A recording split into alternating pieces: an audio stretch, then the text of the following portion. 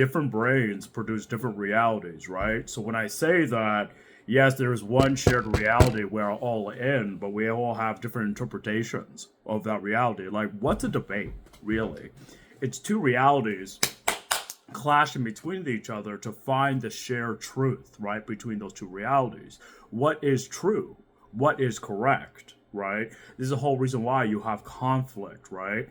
With conflict, the two opposing sides, they reshape each other, right? They sculpt each other, right? Through the challenging, through the clashing, right? This is why we need both liberal and conservative, right? Conservative to hold up the supporting structures and liberal to criticize those structures. I think you're a goof if you think only one exists. But I'm just one man. That's my opinion.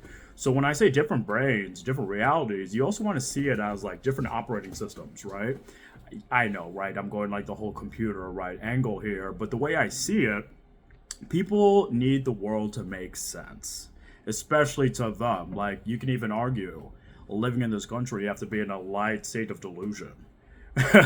Just to operate, right? Just to wake up and go through your day and do the things that you need to do.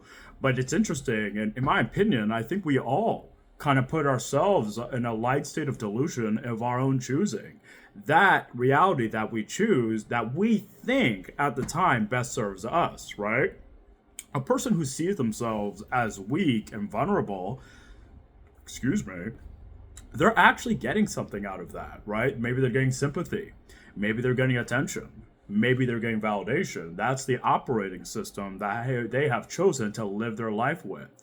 Some people don't see the results of their own effort and they believe that reality doesn't even exist. It doesn't even register to them, right? This is why people always recommend you have new experiences to expand your operating system, right? To expand your reality. This is why they say travel as well, to kind of break your conditioning and realize how big the world actually is. And America isn't the center of the universe, guys. I think we're all old enough to realize that. So I want to go a little deeper here, right, on the producing realities, because that comes from your self concept. How do you see yourself? Do you see yourself as a performer, someone who crushes the world, right? Or do you see yourself as someone who just, wants to have fun, hang out with your friends? That's totally okay. What kind of inspired me to kind of ramble about this topic, as I'm kind of reworking kind of like my video skills here, slowly but surely, is, certain videos in the media, especially, my God, the last 2 days, it's very interesting to me how people could watch the same video and come away with different interpretations. This is due to their unique operating system, right? Someone's conservative because they feel that is the best way, right, to get what they need and fulfill the values that they value. Same with the other side, right? So what it is, I think we all need to experience different realities and different ways of being, because I feel when someone's being dismissive, right, they are saying, hey, my reality is the one singular reality, right? And that is not the case.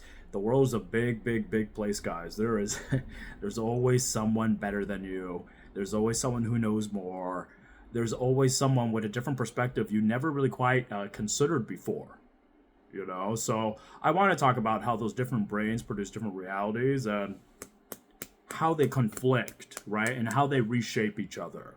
So I want to ramble a little bit about that today. I kind of wanted to go a little deeper, but I think we're just going to lightly, kind of flirt with the topic, give it a little, a little something, something. But yeah, that's it for today. Just got back from the gym.